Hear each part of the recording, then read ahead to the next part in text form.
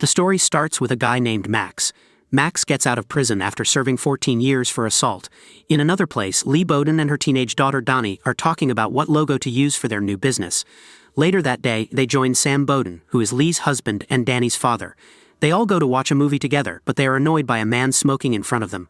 They don't know it's Max, and he's too focused on the movie to notice he's bothering others. After the movie, the family buys a snack, but when Sam tries to pay, the cashier says it's already paid for. She points to a man outside and Sam sees it's Max in his car. Nervous, he quickly tells his family to go inside, but when he looks back, Max is already gone. The next day, Sam plays racquetball with his coworker Lori Davis, who seems to like him. After their game, he suggests they shouldn't see each other outside of work for a while, making Lori think his wife is upset about it. Sam admits that his wife Lee doesn't know about her, but Lori believes their friendship is harmless. After saying goodbye to Lori, Sam goes to his car, but someone grabs his keys. It's Max, who asks if Sam remembers him. Sam pretends he doesn't, but when Max refuses to return his keys, Sam admits he remembers him as a client from 14 years ago. Max finally gives back the keys and says he's thinking about settling down in their town. Sam wonders if Max is following him, but Max claims it's just a coincidence since the town is small. Worried, Sam drives away, but hears Max mumble something about learning loss. When Sam stops to check, Max is gone. That night, Sam suggests going out of town for the holidays, but Lee reminds him they can't take time off and their daughter Donnie has summer school. This frustrates Sam, who complains about Donnie being punished for experimenting with substances just like they did in their youth. Later at midnight, Lee hears fireworks and looks outside only to see Max staring back at her. Alarmed, she wakes Sam and they both go to the backyard to chase him away. When they get out, they can't find him anywhere. Later, Sam explains that Max was his client and is probably mad at him for losing his case. The next morning, before leaving for work, Sam tells Lee to keep Donnie inside in case Max tries something. At his office, Sam talks to his colleague Tom Broadbent about Max, but they can't do anything because Max hasn't committed any crimes yet. Instead, Sam files a restraining order, but the hearing is in 10 days. He then tells Tom about Max's case. Max took advantage of a woman and beat her up. Sam knew the victim had a bad reputation, but he hid the reports because what Max did was too serious. Tom is disappointed in Sam for this, but Sam defends his actions because of what Max did to the victim. He was sure that Max wouldn't know because Max couldn't read. Later, when he goes home, Max joins Sam on the streets and tells him he learned to read and studied law while in prison. Max even represented himself to apply for an appeal. Knowing what Max is hinting at, the lawyer offers him money to leave him alone. But Max says no money can give him back the 14 years he lost. After this, Sam returns to his office and gets a call from Lee, telling him to come home right away. When he arrives, he finds out their dog was poisoned, and he thinks Max did it. Sam reports Max to the police, but after searching him, the police dismiss the case due to lack of evidence. They also find out Max has a lot of money from inheriting his late mother's barn. Days later, the family is still upset that Max got away with it, but Sam insists that if Max does something again, they'll catch him. While attending a parade, Sam sees Max in the crowd staring at his wife. The man confronts him, but Max makes lewd comments about Lee, which drives Sam to attack him. However, he acts innocent, so the crowd pushes Sam off. Later, Max goes to a local bar where he meets Lori, who's already had too many drinks. She was stood up by her date, whom she admits is a married man. He then shares that he's an ex-convict, but he claims that he got arrested for attacking a sheriff who was harming another woman. Convinced that he's a good guy, Lori continues flirting with him, and things eventually elevate in the bedroom. To her horror, Max cuffs her before hurting her. The following day, the gruesome incident reaches the police. When Sam reports to work to check it out, he's surprised that the victim is Lori. She recounts that since he stood her up last night, she felt reckless and wanted to get back at him by sleeping with someone else. Now she regrets her actions. Sam encourages her to testify against Max because he'll keep repeating his crimes, but Lori refuses. She knows that she'll get persecuted because of how she dressed and acted. Her relationship with Sam might get revealed as well. Later, Sam speaks with Lieutenant Aelgard, who subtly implies that Sam should use his family as bait to draw out Max's psychopathic tendencies. Since they can't put him in jail without evidence, they must trigger the man into doing something. However, Sam thinks this is outrageous. Instead, Sam soon hires a private investigator named Claude Kershak to watch Max. When asked what his connection to the man is, Sam admits that he was his public defender after Max harmed a young woman. Kershak then points out that Sam's daughter is nearly the same age as Max's previous victim, making him worry. One night while stalking Max, Kershak reports to Sam that the man once had an inmate that complained about his smoking, so he broke his neck and bit off his tongue. However, the officers couldn't prove that he did it. After the call, Sam contacts Lori, who's now planning to move away. He apologizes for dragging her into his mess, But as their conversation progresses, Sam notices that Lee is standing behind him. When he drops the call, Lee confronts him about his infidelity. She theorizes that Max chose Lori because she's Sam's mistress, so she hits her husband in rage. Donnie witnesses this, so she locks herself in her room, crying.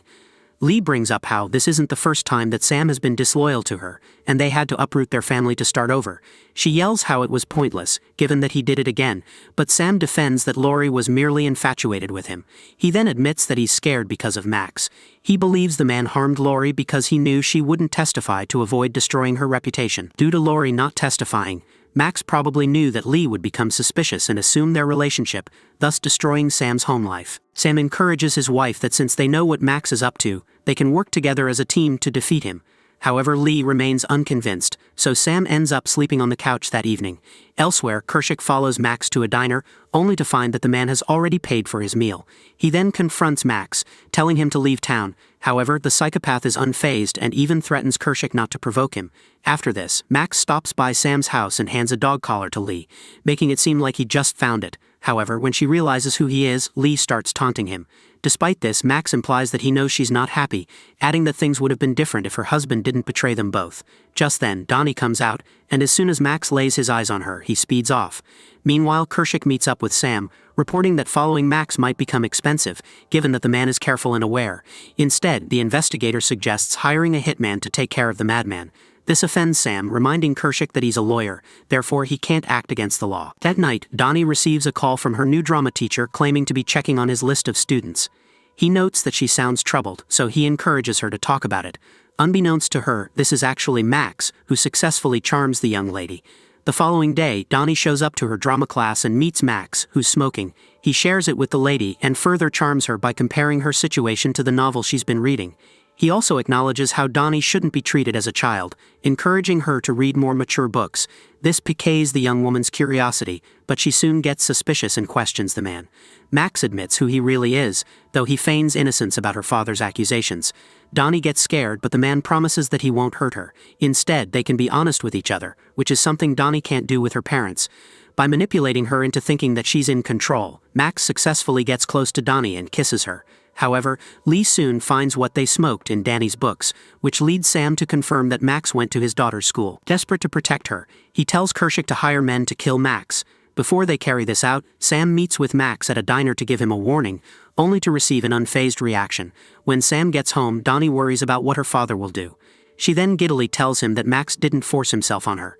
Seeing her behavior, Sam aggressively interrogates his daughter, scaring her. He then tries apologizing, but Donnie screams at him to leave. Later, the hired men set out to beat Max to death. Sam oversees this, but to his surprise, Max overpowers the hitman. Knowing that Sam is watching, Max declares his dominance over them before leaving. The following morning, Sam contacts a renowned lawyer only to learn that Max has already hired him. Not long after, Max files a restraining order against Sam and reveals that he recorded Sam's threat when they met at the diner. The judge grants the restraining order, and Max's lawyer even petitions for Sam's disbarment. Because of this, Sam asks Kershak for a gun, but the man warns him that he'll be imprisoned if he kills Max. Considering this, Sam breaks down, ranting about how Max made him look like the threat. He's also being summoned for a 2-day emergency session in Raleigh, making Kershak predict that Max will break into his house while he's away. However, this will make it justifiable to kill him. With this, Sam pretends to fly to Raleigh, knowing Max is watching his every move. In truth, he sneaks back to the house with his wife and daughter's help. Kershak also creates traps in Sam's house to help detect if there's an intruder. While he stands guard downstairs, Lee finds Sam reading the Bible in bed. He recounts that Max told him to read the book of Job, where God took everything from the man to test his faith. This made him curious about his enemy's thoughts. Nothing happens that night, but the following day, Donnie finds a book outside which Max left for her. That night, the trap is triggered, making Kershak alert. He goes to the kitchen and finds the Bowden's maid. While pouring himself a drink, Max, disguised as the maid he has already killed, reveals himself. Max then strangles and shoots Kershak. The noise wakes up the couple, but when they come downstairs, they only find the bodies. Sam discovers that Kershak was killed with piano wire, which he noticed was missing earlier. He realizes that Max has been secretly entering their house. Angry, Sam grabs Kershak's gun and goes on a rampage until his family stops him. The next day, the family flees. Sam calls the authorities, explaining that they left because his family is in danger, and they will only return if Max is caught. Unbeknownst to them, Max is hiding under their car. Later, the family takes their houseboat to the middle of the Cape Fear River. That night, it rains as they dine together. Sam checks the anchor outside because the boat keeps rocking. Max sneaks up on him and chokes him until he passes out. The violent man then goes into the houseboat and faces the women. He mocks Donnie, so she throws boiling water on him. This doesn't really hurt Max, who then locks the woman in a cupboard while he assaults Lee. Meanwhile, Donnie is gathering supplies in the cupboard. When Lee tries to take his gun, Max stops and handcuffs her. He drags a tied-up Sam inside to make him watch what he's going to do to his family. When Sam begs him to hurt him instead, Max stomps on his head. Lee shouts for him to stop and says she understands what it's like to see her life passing by. She begs him to do it with her and not her daughter. Max agrees and lights a cigarette in triumph. But Donnie pours kerosene on him, setting him on fire. Max jumps into the water and grabs a rope connected to the anchor. Later, Sam tries to steer the boat through the raging river, but the half-burnt Max gets back on board and points a gun at his face. He sets up a fake trial about Sam's mistake from 14 years ago, and makes him admit that he hid a report about the victim's behavior. Sam confesses but says the victim's past doesn't excuse what he did. This makes Max furious, shouting that he was Sam's client and that report could have saved him from the suffering he went through for 14 years.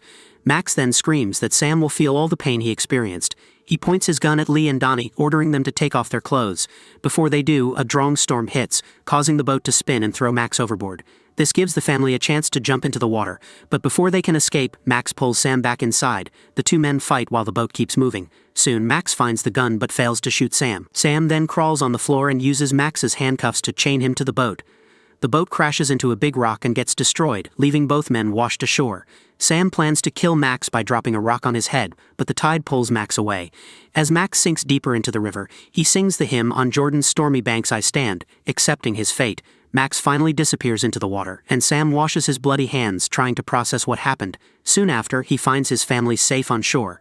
After this horrible event, the family decides never to speak of Max or his crimes again. Donnie realizes their lives will never be the same. She accepts this, knowing that holding on to the past makes her die a little every day. So she chooses to live. Thank you for watching. Don't forget to subscribe. See you on the next video.